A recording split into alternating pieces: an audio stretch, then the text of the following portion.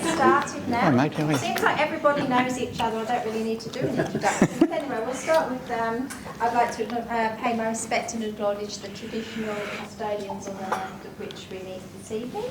Pay my respect to elders past, present and those emerging. I'd also like to extend my respect to Aboriginal and Torres Strait Islander people here this evening. Now, Dave was supposed to come before the UCI. And when I phoned him initially, I put the call out to quite a few different organisations to see who would like to come and talk about cycling to kind of get us in the mode before the UCI. And then Dave was like, oh, I'd love to. I don't think I've got much to say. And I'm like, oh, I think you have, because you've been here doing it for 40 years. I think you find something to say. And then he tried to get out of it by medical procedure. And he offered up his friend Terry, who in his email he said that Terry would be really good because he's got a lot of things to say, but he wouldn't be as good as me. So you're up to it tonight. So after the UCI is all finished, we're really happy to welcome you here this evening for a talk. It seems like you've just invited all your friends anyway. Thank you all for coming. Thank you, Sarah. That's okay. Yes, it's wonderful to see you. And what's even better is I don't want to sell you anything. Trying to put a history of cycling in the Illawarra into an hour or 2 hours, really. I don't know how long you've got.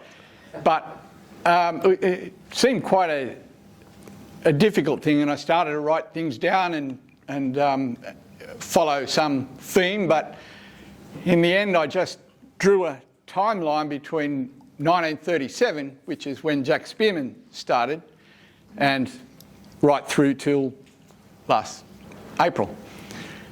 Let's make it to the UCI championships. But how far we get is the big question. So we'll start with, we've got some great photographs here of cycling in 1890 and 1900, and those sorts of riders were dedicated. I mean, they'd ride across the Nullarbor on that and use leaves as instead of tubes when they punctured for the 800th time. That's dedication to the cause, and to be a cyclist right through that period, from right through the 1910, the First World War, the Second World War.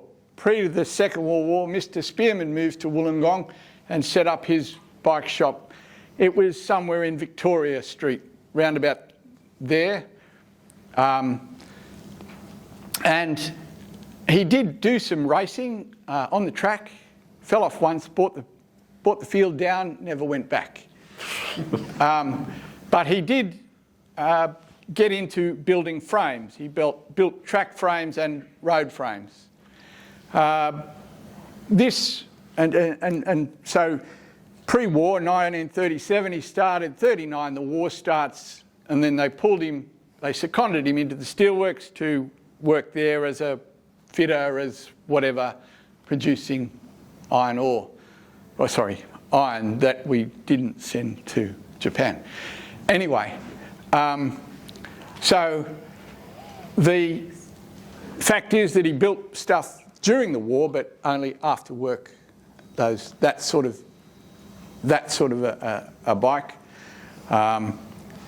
Post 1945, re-established the shop, moved it several times, but kept making frames and building them up. As you can see, this is pretty unique in that it's got some really nice features. If you look at old school bikes, the lug work is particularly good. This frame is a brazed frame, so the tubing is set in and then brazed in. Usually silver solder was what they used. Finished neatly, and then he did all the paint work on it. So any of the lines on it were all done with one single stroke. It was very much a complete production, from having the tubing to the lug work to deciding whether it's going to be in English, in Italian or a French bottom bracket. 90% of the time, of course, it would be English, but then it would depend on who he was building the frame for and whether they had Italian running gear or... but they were the options. That's the bottom bracket on that sort of bike, and that's the steerer tube, the top of the blades for the forks. And when you consider that the blades fitted into that and they were just brazed in, and they generally didn't fall out. This sort of bike really, I mean, we consider that we pay a lot of money for bikes nowadays. Oops, I just thought the cameras doesn't go over there.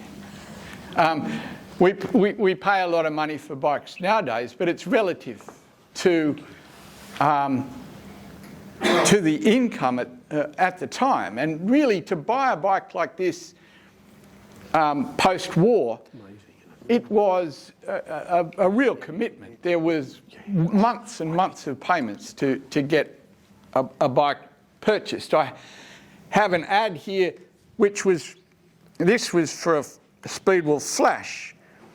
Now, you read down through the benefits of the bike. They include, and it's an exclusive design, lightweight. It was 6 pounds, so probably about 5 pounds. No, about well, what's 3 kilos? It's about 2.7. Yeah, thank you. Oh, yeah. So a modern day frame is considerably lighter than that, and this isn't a modern day frame. This is just a retail mistake I made once. And I'm still paying for it. But it was a hell of a commitment to a bicycle that is really, what are you going to use your bike for? You're going to use it as a commuter, Monday to Friday, go do your job. Sorry, I know we were a steel-based town back then, and so this bike was used on Monday to Friday to get from home to work and back again. So it was a workhorse. And it could have had wheels like this. Thank you. The wheels I find particularly interesting on this bike because they're Japanese rims with French hubs. And the spokes, and these wheels would be close to 40 years old. The spokes that are in it are called Japanese, or they were Japanese spokes, and they were called rustless spokes. Now, they don't look wonderful, but they didn't really rust, but they don't break. They were mild steel, and they just lasted and lasted and lasted. Nowadays, we have to have spokes that don't rust. So we have stainless steel spokes, which are far more brittle and have a far higher chance of breaking than these. They were amazing. Mr. Spearman used to buy just rolls of rims. And that was the job of the kid who arrived to work after school. His job was to sit, lace up wheels, and just one after another after another. It's a bit, and lacing a wheel is a bit like learning how to knit. We can do that another night if you wish. But that was how it was done. You were far more mechanical then. You didn't just need a new wheel and you take it off the wall and fit it and off you go. It really was built up from bulk parts more than anything. So, and this bike, this really makes worthwhile reading when you go through it. One of the great, you've got an everlasting guarantee, which is amazing. But this bike weighed an absolute ton. It was so heavy. It really would have been close to 30 kilos. And that's, I mean, and that's just to ride around. And it's going to cost you £30, 12 and sixpence, which, I don't know, there. I was going to do the conversion, but I forgot to work that out. It was about times 27, I think, is what it worked out to. So when you're only earning I looked that up, $3,400 a year, the conversion is a very big chunk of your annual, and that was what your commitment had to be to ride a bike back then. And a bike that really only got you to and from work, unless you had something like this, which on Saturday morning, you got up, you got your pair of tubular wheels out, because everybody rode tubulars, tubular rims being the tube is stitched inside the tyre, and then the tyre is glued on to the rim. So if you puncture, it's pretty much end of your day. But they roll really nicely. They roll pretty much like a tubeless tyre nowadays. But they were far more problematic. And yes, so it was quite an ordeal then to get the tyre off because you've glued it on, and then put the new tyre on and hope the hell it didn't roll off as you were racing or riding anywhere. So,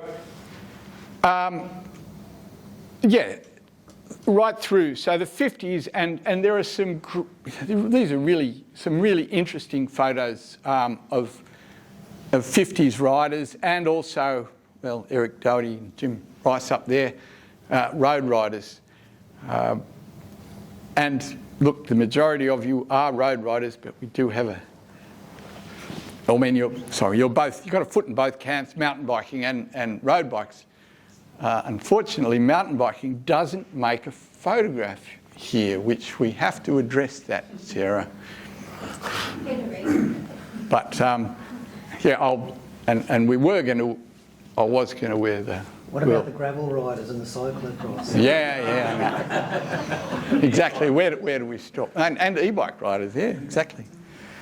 So right through the 50s, 60s, cycling really was a minority. Not very many people ride road bikes in the Illawarra. There weren't that many bike shops. Alf Overton was one. He was a frame builder as well, and a damn good bike rider at a national level. And a couple of other shops, but by the time the 80s came around, it was starting to blossom. We'd gone through the rally grifter. Don't know if any of you have ever seen one of those, but you could use them as weight training. Absolutely, it's like a motorbike frame, really heavy. And anybody who knows Fat Man, whatever you do, don't talk about the rally grifter. His father bought him one for Christmas one time, and he hasn't recovered. He wanted a BMX bike. And so it wasn't until the late 70s that BMX came along, and that's just got kids back on bikes, really. I mean, we used bikes when I was a kid. You used your bike to get to and from the beach, football, cricket, sporting event. It was not really something you did as an activity to go for a ride to, Stanwell Park and back, just for the sake of it. And your bike really, it was a back pedal brake, or maybe had a 3-speed Sturmey-Archie internal hub, or a Shimano one if you were really cool. But, so BMX came along in the early 80s, and that was my first, and BMX was huge. ET came out in 1982. ET, you'll all remember ET, we've all seen ET. But ET, Elliot and he fly off on an Kurihara BMX bike. And at the time I sold Kurihara BMXs, and so I had to give a BMX bike away at the launch of ET, which was, it was my first, clash with fame, really. Everybody wanting to watch a movie. Yeah, anyway. But the BMX bikes were amazing. They got kids back in the streets, and there were so many brands. I sold Apollo, and they had some really good bikes. Just again, you're getting a Japanese-made frame. The running gear was terrific. The hubs worked beautifully. Everything went together really well on it, mind you. You had to put it together from almost scratch. It came in a box, and it was very a long journey to put a bike together. You had to become fairly good at it, otherwise it was an all-day thing. But the Apollos, the Geminis, Mongoose, and then all the top range brands. Again, I had to ask Fat Man this one, but it was the PK Ripper and all those frames. Every one that I ever sold of those, every one of them cracked. Bar none, every one of them cracked, and the warranty was back in the day pretty ordinary. But BMX was a real driver during the 80s. So people started to get back onto bikes. The first mountain bike came out around about the first World Championships for mountain bikes were in 1990. UCI anyway. But around about the early 80s, the first mountain bikes were developed, and there was one that was made by Repco that I'd bought because they looked interesting. They had what people wanted. I just want a road bike, but I want to sit up straight. And I mean, that became the city bike, the cross city, that sort of thing years later. But this mountain bike, so big round tyres, caliper type brake that were probably longer than this again, so their ability to actually pull you up was just ridiculous, and steel rims. So in the wet, you just didn't stop anyway, you just kept going. But what it did have was, and Mr. Spearman came back through the workshop, he came for a visit after I'd taken over, and he said, look, be careful of these mountain bikes. I don't know how they're going to go. Hindsight. But he said, and they were a lugged frame. That meant that, a welded frame, not a lugged frame. So these have got this lug and the tube sits in there and you braze it in. A welded frame, the tube sits there and then you weld it on. So a fairly precise exercise. But he said, look at these welds, they're very good. And this was on a Repco Ranger. 7 gears, no decent brakes, no suspension, a flat, funny sort of a handlebar on it. And yeah, he said, the welds are very good. And I said, oh, that's right, that's interesting. We'll see how long they last. Because the tubing was still this diameter. Nothing bigger, nothing chunky. It was all standard frame, but welded. And so the history of the Repco Ranger is that the two guys who were working for Repco in Sydney were importing their bikes for them, and then they both pulled out of Repco and started importing the bike themselves, and that bike was made by Giant. So that first frame that Repco used to import was a Taiwanese frame made by Giant. And that was in the early 80s. Now, all through the 80s, all we really rode on and what you sold on was a Japanese frame. It's a Japanese frame, so righto, that's quality. It's not Chinese, it's not Taiwanese. And Mr. Spearman wouldn't buy a Chinese frame. He only bought Japanese or Australian-made frames, and the Australian-made frames really were rubbish, like in the factories that were made in Australia. They were just heavy, hard work, forks that would generally bend, but yeah, they had, because of their weight, they were just hard to push around. But that was Mr. Spearman's policies. It might not have survived all that long if we'd stayed with that. But the big thing that happened in the 80s was the 87 recession. So that meant that the buying anything out of Japan became pretty much too expensive. It just priced itself out of the market. The Australian dollar dropped through the floor. We couldn't afford to buy Japanese at that time. So everything started to go toward China and Taiwan, Taiwan and then China. So, and that, therefore, we started to get this cheaper product in, which became, as the Australian economy got stronger, it made the bike get the bike more accessible. So more people were in a position to buy a decent sort of a bike that would go up right through the range. The early model Giants, they gave you some really good value. After 1987, Apollo struggled because they lost that ability they were bringing Japanese bikes in and they became too expensive and just became a second sort of player in the market. So a manufacturer is as big as what Giant were, and they were producing, as we met the owner of Giant. His name's King Lu. He's still alive, but he's retired. He rides every day.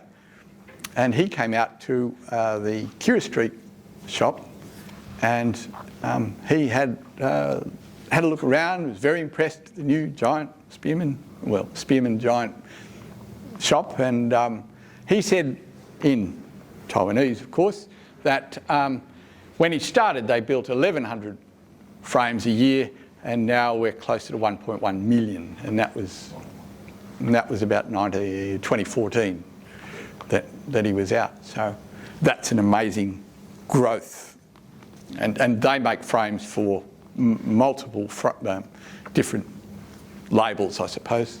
Only way to put it. So the other thing that happened in 1987 is that BMX, I've never seen it since. I suppose we had COVID recently, we've never seen anything like that either. But in 1987, BMX, which had been enormous, bike shops had opened up everywhere that just sold BMX parts, and I think you all think you get special about weight saving on mountain bikes nowadays. BMX, they used to go to the nth degree to get the lightest stem and all sorts of things. And BMX died in the bum. It just went plonk after 1987. Nobody wanted, the shops just went bust everywhere. Anybody who'd just invested in BMX, if they could get rid of this stock, they were lucky, but most of them were caught with so much debt, they just shut their doors and went away. And it was bizarre. I mean, had Christmas sales, the BMXs got sold. January, nobody wanted a BMX, which is following that. That wasn't the trend. BMX was just growing and growing. It just died overnight. But what did start to develop as well is something that was a bit more versatile. The reason it died, I think, is because a BMX bike was aimed purely at a child to the age of 12, 13, maybe, and a couple of adults who thought that they could still ride them. Yeah, up to all sorts of ages, yeah. Anyway, and so, and it was so limited, the market was so limited, it really was just children. And then mountain biking therefore appealed at many different levels to all ages. Anybody can do it, let's start getting out in the bush. In the 90s, and I suppose in the later part of the 90s, there was movement. There have been mountain bike clubs trying to get up into the bush forever, and we're still trying to do it. We're all aware that things are trying to be shifted in that direction, and it's a wonderful thing. But for a long time, we've advocated doing something about it, but it seems to be a very difficult task to get anything over the line.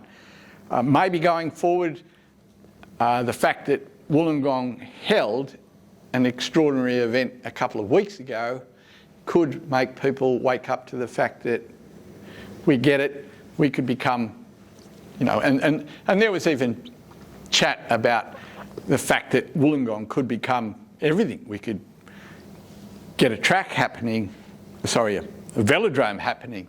We could have BMX tracks. We could have World Championship cycling here. We could have every one of the events in Wollongong, but that's another possibility. So I digress anyway. That's a bit political, that one, and Sarah didn't hear it. You won't do the advertising, will you? No, not at all, not at all. I'll get off my soapbox, that's all. So mountain bikes started to develop into the 90s,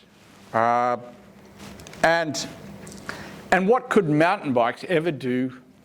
You know, like everybody said, mountain bikes, they're heavy, why do you want to ride one of those? One of the things when you've got Terry's bike over here, which you forgot to bring. Sorry, Terry. That's yeah. all right. But my prop is missing. Remember, I'm going last, Dave. Oh, that's right. Be careful.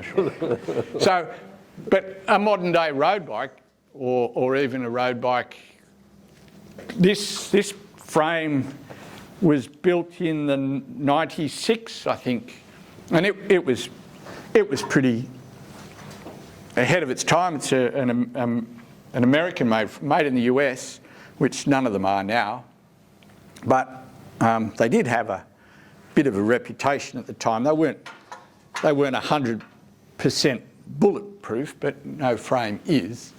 But so something happened, like the crossover, the cross-fertilisation between what can road bikes do to mountain bikes and mountain bikes do to road bikes. So road bikes came down the hill, and a mountain bike, beg your pardon, came down the hill, and you've got suspension on the mountain bike.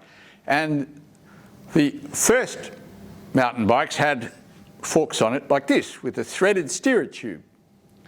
Now, you put all this together, you put it through the frame like that, you adjust this down, you lock that on. I've got the spanners for that. And you lock it down, and it's tight at the top of the hill when you're on your mountain bike. By the time you get to the bottom of the hill, if it weren't super tight, your forks are going to be moving in the frame. And as such, I think so you get play in the steerer tube. On a mountain bike where you're bouncing off rocks, so therefore you started to swage the steerer tubes out on the bikes, and your forks are never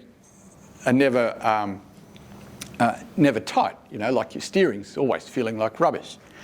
So mountain bikers developed this system, which is basically an A-head system. And I refer to, so the stem, there's no thread on the fork, so there's no thread to be damaged. So you damage the thread on that, and you need a new set of forks. And if you've just paid a whole lot of money for a set of RS20s, or what were those early mountain bike forks called, the Rock Shock, some of them were, they had little air chambers in them, but they were useless things. But if you rip the steerer tube apart on it, you've just blown $450, $500 in that currency. So this is an A-head steerer, and basically you clamp the top of that, and once it's on there with correct pressure, your headset never comes loose. But that was what mountain bikers developed. The mountain bikers then, the road bike riders then took that idea and put it into road bikes, and it just saved them another 30, 40, 50 grams of weight. You know, and let's face it, everybody wants as light as possible. So mountain biking developed things that were good on road bikes. The quality of the frames that we used on all these things really is probably you can't get any better nowadays. But that was top of the line, I regret to say, in the 90s, because I've still got it, and always take the first offer. So, the materials that we're now using on these bikes, such as carbon fibre, but carbon fibre is used in everything now, and the quality of carbon fibre has come along just leaps and bounds, and the weights and road frames now are spectacular. But again, the issue of getting it down lighter, there's no great point. Cannondale, I've picked up a Cannondale that weighed 5 kilos once, and it felt really ridiculously light. But if you were going to race anywhere, a UCI event, your bike cannot weigh more than 6.7, less than 6.75 kilograms. So everybody's bikes are basically at the same level. Triathlon have pushed buttons as well. They've developed stuff that have improved road bike riding. I mean, even Lance came from triathlon, so there was an improvement for sure. Sorry. I'm sorry. Terry's getting close. Now, yeah, mountain biking went on. What else has happened in the Illawarra?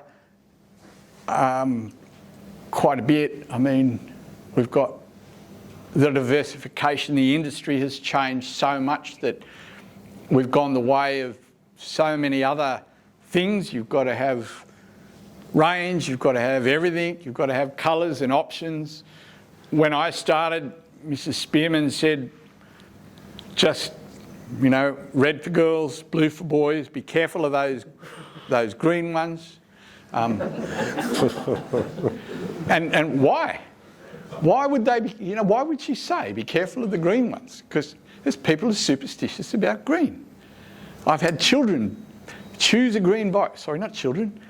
18-year-olds choose a green bike, take it home. Dad, bring it back. Get him another bike, same one. I don't care. Can't be green. And it's all superstition. I don't know.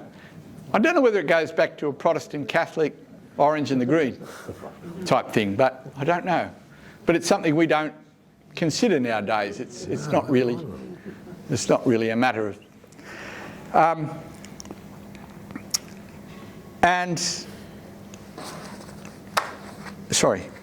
So all the different manufacturers, all the bikes now, your choice now is amazing. The yellow ones are still available because Bill's got an old Apollo 2 that I sold him sometime in the 80s still got the same red sticker on it, which 300 Crown Street, the original one, which is good. And have you got any questions for me, if you wish? I do want to give Terry some time. You might not. But when did you start? I started. Why Crown Street in that shop? I bought it from Mr. Spearman in, as I said, no, I made so 1981. Yeah. And further than that, Mrs. Spearman, the superstition side of all those colours, you know, like that was our simple choice, just 2 colours, like, and blue for boys and red for girls. I bought a blue bike off you in 1981. Yeah. Yeah. And Now you want the green one. none available. You can get them custom painted, of course, yes. So I have a question for you, Dave. So if you think about the market in those earlier times when you started, just trying to contrast that with now, because I'm very much aware that most of the bikes that are sold are effectively either lower cost kids' bikes or lower cost bikes for people who just want to sort of dabble. Was it the case then, or was it much more a case of this sort of thing was what was being sold, sort of more of the premium higher price? No, it was trending to Well, Apollo had Apollo 1, 2, 3, 4 and 5. And the 5 was your racing bike, and it really was a lovely bike. The Apollo 1 was a clunker similar to that, but it was $300, $350. Now, a few years ago, you could get a far better bike for $350, but even really about $400 is what your cheaper bikes were costing you then. Like nowadays, for $500, you get a far better bike for $100 more, yet our incomes in that period are far greater.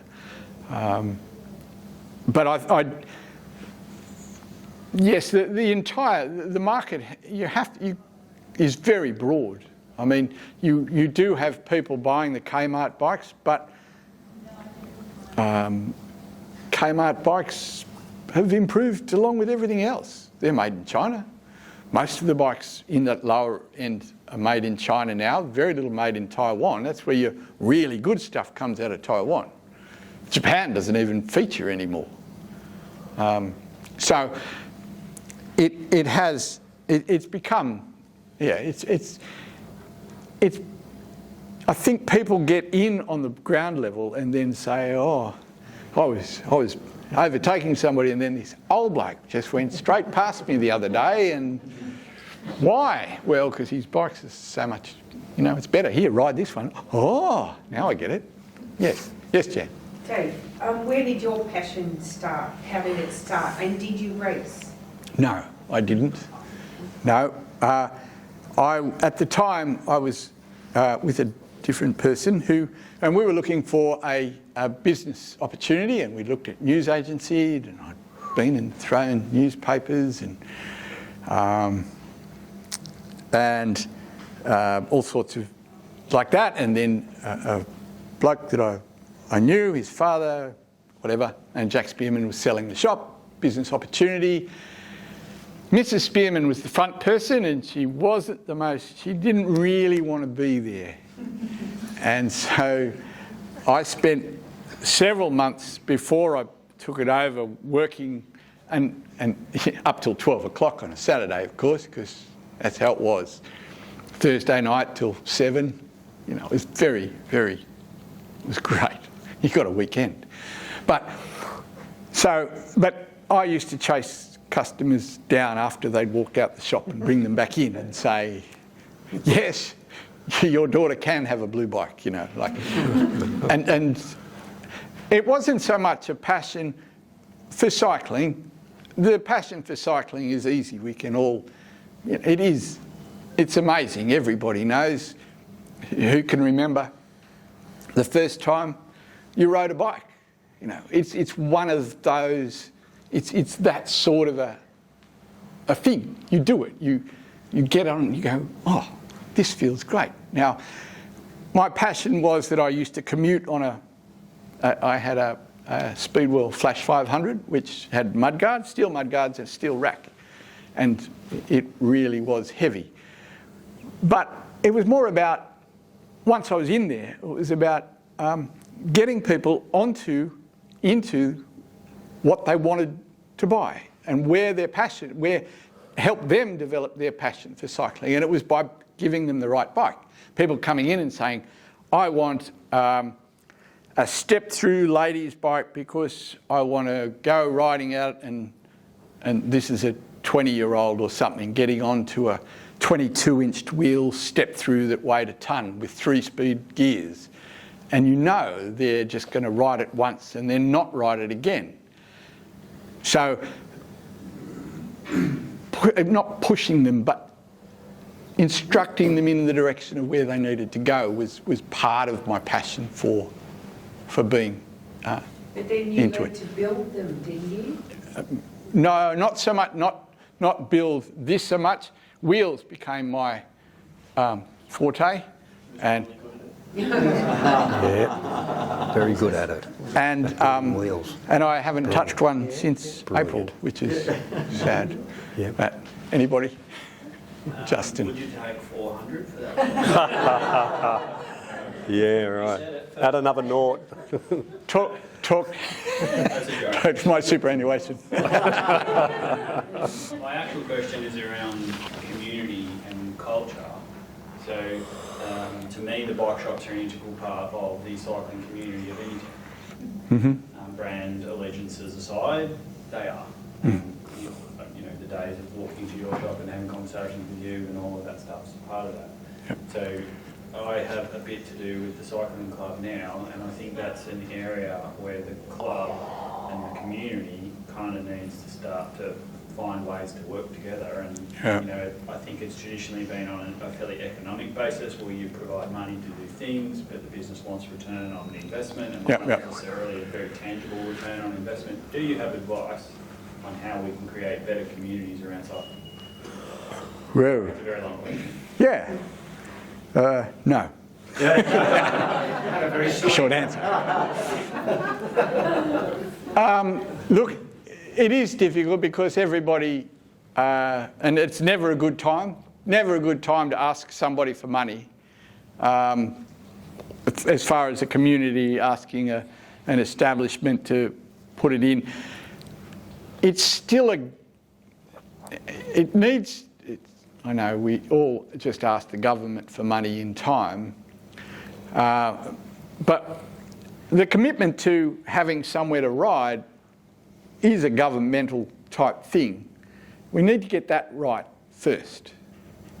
Like, the land needs to be allocated, there needs to be freedom to develop it properly, and it's a really difficult one because you can't do one without the other. But the government has to see that it's worthwhile, and then you'll see not so much.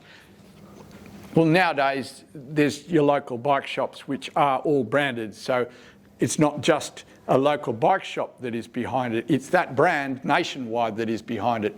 And can we get 100,000 people out of Sydney every weekend to ride in locations around the Illawarra and bring their dollars with them, or fill up with fuel or whatever they might do? Yeah, if we had the correct facilities here, and then you're not just selling to something that's in the local community, you're selling to a broader, a national or a Sydney market as well. So I'd like to sit down and I'll send you an email. Thank you. I'll think about it. Yes, What Steve. effect did COVID have on the local market?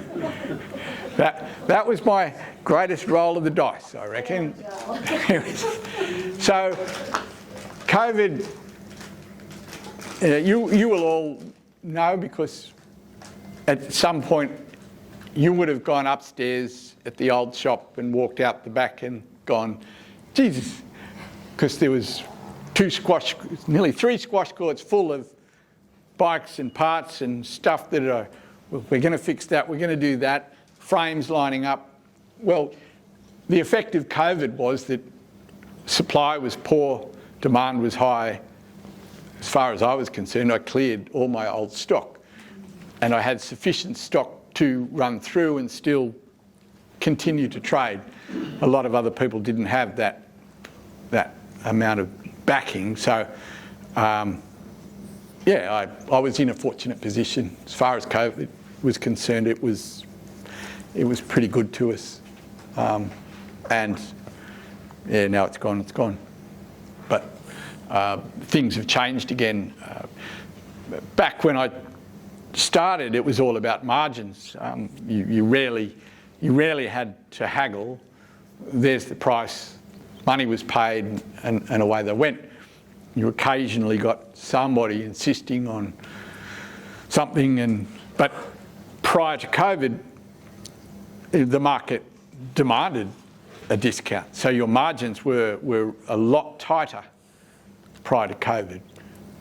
COVID hit, supply's low, demand's high, maintain prices, maintain profit, which was a rarity, really. It was the first time in 40 years. So that's how bad COVID was. Supply is still a problem, isn't it, now? And supply is Well, it's hard to get a group set or anything like that. Like, you want to yeah. get something like that. So everywhere you go, it's like got to order it in and you have to wait. A lot of places, anyway. Yeah, so, yeah, I'm not sure, and I don't rightly care.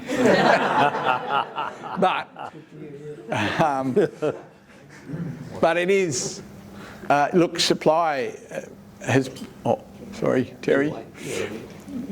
Just a comment. Don't have to elaborate. Yeah, no, it's across the board. There's all sorts of different things. Supply's bad, timbers and steel, structure, whatever. I mean, that was one of the nice things about your shop for me, Dave, was that, you know, you'd be able to always go out the back and find something and be able to put something together. Yeah. Whereas a lot of the shops were, well, that's how it comes from the warehouse, and you can have that or not, you know. Whereas, you know, you always have that ability to sort of, in a sense, you know, construct something. Which, was always more of an interesting engagement. Yeah. There's always options. Frankenbike. Frankenbike, yeah, pretty much. Yeah. Bolt it together. Yeah, that's right. Yeah. All right, I'm terribly sorry. I get Terry, we can get 20 minutes of Terry, can't we? Perfect. Please. Thanks very much, Dave. Thank you very much. Thank you. That's worth looking through. No, not for you. My name's Terry. That's all you need to know. No one important. I don't run a bike shop. I don't have any vested interest in any organisations, and my life has been working with the government. I didn't bring a bicycle because I was lazy. That's it. But if you can imagine this, my bike. Now, I've bought many bikes off Dave, and he always told me they are the best bikes. They are the highest quality, best gears, everything. And I've won zip. Just let you know. I've won no races. So I don't know if you're selling me duds, because all my mates are winning. My bike is all carbon fibre. Pedals, just imagine, carbon fibre. Cranks, carbon fibre. Gear lever, carbon fibre. This, carbon fibre. Wheels, carbon fibre. Spokes, what are they? What were they? They're black. Stainless. They're black spokes. Sorry, I'll move that. That's all right. The rims, carbon, bucks. Anybody? and 100 bucks. Sorry. And also I had disc brakes. I wanted to buy the Mickey Mouse bike. Like Dave's frame, which he'd love to get rid of, no one will ever buy it. This seat post here is all part of the frame. It's one unit. With the handlebars and the head stem, one unit. With the gear levers, they don't come like this anymore. You press a button. Well, with mine, you just press a button. It's all electronic. So I don't have to do too much. Just press buttons and everything changes. I can assure you, how much did you want for this, Dave? A lot. I don't really. Yeah, right. Well, to get a decent bike now, 12, 15,000, not a problem. But if you don't drink, you don't smoke, you don't gamble, yeah, I'm boring. I can blow as much as I like on a bicycle. So I'm only just a ring-in on this meeting, on Dave's chat. So where do I come from in this? Dave's a very generous man, and I'll explain how generous he is. In 1994, my life changed when I was in Africa. You probably all know about Zaire, Rwanda. I was there. After my dealings there, I was working for the government. I got a chance to move with one of the directors of Red Cross. We went on a tour, and I went to sit in the home of Joy and George Adamson. If anyone knows them, Born Free fame. I fell in love with Africa. So as soon as I got home, my wife wanted to know how I was going, of course, and I said, I've got to go and get a movie out called Born Free. You young ones wouldn't have a clue what Born Free is. So I fell in love with Born Free and the music. Over the years, I then went back and continued doing what I was doing for years and years and years and years. When my son, at 17 years of age, who was Australian road champion, under 19 Australian time trial champion, and Australian under 17 champion. He finished high school at the age of 17. And I said to him, Josh, this is what you can do. If you like, you can go to Queensland with all your friends from Corrimal High, do what they do as young kids when they go on these school holidays. Drink, meet lovely young ladies. Or you come to Africa and I'll get you to walk the steps I have taken through Africa. I said, but you won't be doing it on a train, a plane or an automobile. To me, that's dead boring. What I will do, I will get a real smick mountain bike. We'll get panniers on it and we'll do it on a bicycle. Africa. He said, what the hell are you talking about, Dad? We don't do things on bicycles in Africa. We've got the money. Let's do it like rich people do. I said, no, you're going to learn. They said, you'll leave as a 17-year-old, you'll ride a bicycle from Johannesburg all the way to Nairobi, and you'll come back again on a bike as a 17-year-old. And you'll return as an 18-year-old to Australia, and you will be an adult. And you can tell your friends you rode to adulthood. So during this trip, when we arrived in Johannesburg, it was such a shock when you've got a 17-year-old person with you and you think, because my wife said, if he doesn't come back, don't you dare come back. And I thought, oh, this is easy. Josh, we're going on a real big holiday. So we had 4 months on this bicycle trip. And when we got there and we're going through the customs and immigration, this big fella, and it's not discriminatory in Africa when people refer to you as white or black, because it's very, very common, and that's how they talk. And I've had years' experience in this. So when we go through customs, the gentleman from customs, he says to Josh, Master Joshua, he said, where are you going? He said, I'm going on a bike ride with my dad. He said, really? He said, where are you riding to? He said, oh, we're riding to... He knew nothing. He said, we're riding to Nairobi. He said, Joshua, this is a long way. And he said, Dad said it'd be a walk in the park. and the immigration guy said, Master Joshua, he said, this is a big park. He said, that's okay, Dad's got it under control. I really had to hold it together because I was so anxious about taking my 17-year-old son on this holiday, but we continued. And we met some beautiful people, and he learned about racism, terrible racism. In those days, when I was there, if you were black, you're guilty until proven innocent. Now it's changed. I was there 2019. Now if you're white, only in South Africa, you are guilty till proven innocent. It's really, really changed. So, going back to Josh, we made our way all the way through South Africa and Botswana, and then we got to Victoria Falls, all on our bicycles, carrying our tents, sleeping gear, cooking gear, wet gear, dry gear, climbing gear. Too much for a 42-year-old man. I was stuffed at the end of each day. And when we were on Victoria Falls, he says, Dad, I want to do the bungee jump off the Victoria Falls bridge. You want to do it with me? I went, not a hope in hell. That is stupid. And he ran, that's right, because when he was got the bungee thing on his legs, his mum rang. And I said, oh, hi, Grishola, how you going? He said, what's my boy doing? I said, he's doing nothing. I said, he's just playing around with his mates. Now, if I told her then that he's about 30 seconds away from launching 100 metres down into off Victoria Falls Bridge, she would have had kittens. But we did tell her shortly after. And she was really, she was annoyed. She was annoyed. I won't tell you what she really said. So we continued on and we met terrific people all the way to Nairobi. And then we come back. Actually, it was really interesting because we climbed Mount Kenya, which is the second highest mountain in Africa. And on the last day, it was New Year's Eve, and we had to climb up, and it was all snow. And we come around this corner, it was only about 100 metres to the summit. Well, I looked down, and it was like looking into the abyss. I was petrified, and I couldn't move for the first time in my life. I thought, shit, this is going to beat me. But then I knew I had something bigger and better coming up the following week that was never going to beat me. So then I said to Josh, I can't go any further. This is crazy. I'm panicking. So our guide took us back down the mountain and we walked for 25 kilometres to get to the exit gate of the Mount Kenya climb. I've never walked 25 kilometres in my life. I hate walking. So as we made our way down to a town called Moshi in Tanzania, we then wanted to climb Kilimanjaro, the highest mountain in Africa. There is no higher, and I thought this will be a real buzz. We did it and we made it to the top. Got some cool photos.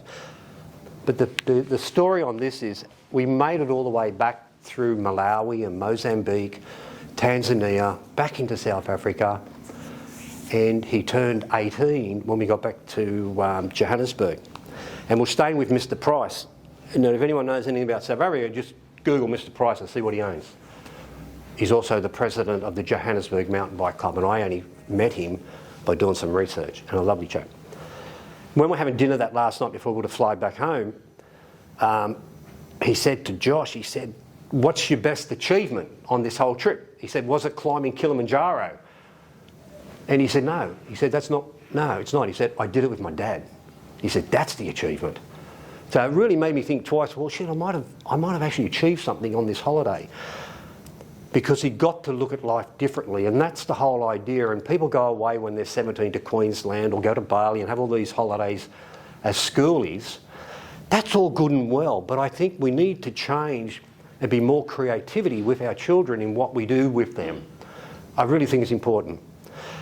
I've got 10 minutes left. I know, I'm going to time out. So, after that trip, riding all the way from Johannesburg to Nairobi and back, I thought, that's still not enough, because I'm a junkie, I've got to do more. And I've watched Michael Palin, pole to pole. He's done Cairo to Cape Town, plus an extension. I read about Hemingway and his journeys. I was well aware of Charlie Borman, Hugh and McGregor's trip, long way down, long way around. And I thought, I know what I'll do. How about I ride Cairo to Cape Town, 12,000 Ks, 3 Tour de France, back to back. It's a race. I thought, I need to do it. I needed a sponsor. I needed someone who's prepared to give me money for a charity. My charity was not to give money overseas, because Dave knows and people know, I give a lot of stuff to Africa now in a shipping container. We send bikes, we send clothes, we send parts to Africa every year. Chock-a-block, 40-foot container. So when I was at a coffee shop in Bulli, I saw these two guys just standing there on a tandem. And they all dressed up in white, dressed up in green, called Excite Tandems. So I said to the guy who was the lead rider, called the captain, I said, what do you guys do? He said, well, I take out vision impaired people on tandems. I said, well, that's pretty cool. I said, are you a registered charity? He said, yeah, we are. I said, well, guess what? I said, today's your lucky day, because you're going to be my charity, and I'm going to raise a bucket load of money for you. And I'm going to buy your tandems. So I had to go and hit people up for money. With me, I hit you up once for money, stays local. I never hit you up twice. Here comes Dave, an extremely generous man. I know he doesn't like the praise, but he is. I walked into his shop. I said, Dave, I can't promise you anything in return. I can't promise you I'm going to sell you 20 bikes, but I reckon I could probably get you on the front page of South Coast Register, something like that, because I knew contacts through my work. And I said, Dave, are you able to just give me something for our charity night? He just turned around, he said, pick a bike. Simple as that. I got a bike. You should still be in business. I could be promoting you, David. You could be making more money. So he gave me a bike, and we had an incredible night at Corrimal Leagues Club, as it was then. We raised $14,000 for Excite Tandems. I'm still a part of them to this day. I rode with them Tuesday. And we bought 3 beautiful tandems. We've got about 15 now. If anyone wants to be a part of Excite Tandem and ride, whether you have a physical disability or whether you're like my mum, who feels a little bit unsafe on riding a bicycle on their own, she could get on the back. Not that I would invite my mum to get on the back of the bike, because she'd be telling me how to ride the thing. So that wouldn't happen. But that's what we do.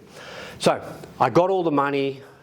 The companies in Wollongong gave me a lot of money. So then we fly to Cairo. There I meet 100 cyclists from all around the world, mad as cut snakes, and they want to race from Cairo to Cape Town, 12,000 Ks. We started at the pyramids, all beautiful big photographs, and we headed off. The day you head off is a real, you get really anxious because you think, my God, I have taken on a huge adventure here, because you've got to tab on with this device because your time, because it's a race, and off you go. And over that 4 months of 12,000 Ks, we travelled through Sudan. You can't go down south because it's too dangerous. unless you're working for the government, you can get access. And then we travelled into Ethiopia. That was amazing. If you want to wreck, being political, you want to wreck a country, give it aid. And give it to them like they do. Just give them all the money. They just take it, which I would. That's not the way in which you fix a country's problems. And this was quite evident in Zaire and Rwanda. You just give them money, you have to create something. We do through our charity in Africa Now, where we send bikes and clothing, because in the big container we have a big U-shaped bench, and that is set up as a bike service centre. So when it goes over, the kids will learn how to build the bikes. If they break down, they go into the container and they'll learn how to fix them and take them out. So going through Sudan, we had a lot of things going on there. Ethiopia, you can't get into Ethiopia now through the north because there's war in there. I've signed up for another ride which will go through Ethiopia, but until that's open, it's a no-go zone for tourists. Again, went through Kenya and then travelled all the way down through Mozambique and Malawi, and then eventually arriving on the beach in Johannesburg. Yeah, that was a cool trip. Learned a lot. But the main thing is, what the interesting thing is, it was a bicycle ride. And I just wanted to go and ride my bike with my mates, and if I saw anything along the way, well, that was a bonus. That's the way we looked at it. So it wasn't a sightseeing holiday. Yeah, and you got the adrenaline rush and you wanted to race sometimes, because every single day was a stage. So if you had a stage from wherever to Victoria Falls, might have been 140 kilometres for that day, well, if you won, you'd get a nice plate. But more importantly for me, whoever had that, like it cost $1,500, say Cairo to Khartoum in Sudan, I would charge my sponsors that sort of money. And then if I won a stage, I would then fleece them $150 as well. So I would tell my mates that I'm riding with, listen, if you let me win this, my charity's going to get another $150. So they had the meter, it was like the poker machine, you know, the meters just ticking and ticking and ticking. But they were all good. They knew what I was on about. Yeah. So my angle is just enjoy your riding. And if you see something in the while you're travelling, that's a bonus to me. With one of my good friends, Barry, that Jan and Alan are good friends with, we did the equator in, where was that? In Quito, in Ecuador. We rode from there through the Andes Mountains, 11,000 kilometres, to Ushuaia, which is the most southern city on the planet. And that was cold. And that was 4,000 or 5,000 metres of altitude riding, a little bit higher than the Alps in Europe that they race on. We did that. That was a good experience too, with some really cool people. So I try and do as much riding as possible. Now I do panniers. I put the panniers on and we just go for a ride and just enjoy it. So that's my story, and I hope you enjoyed it. I'm done.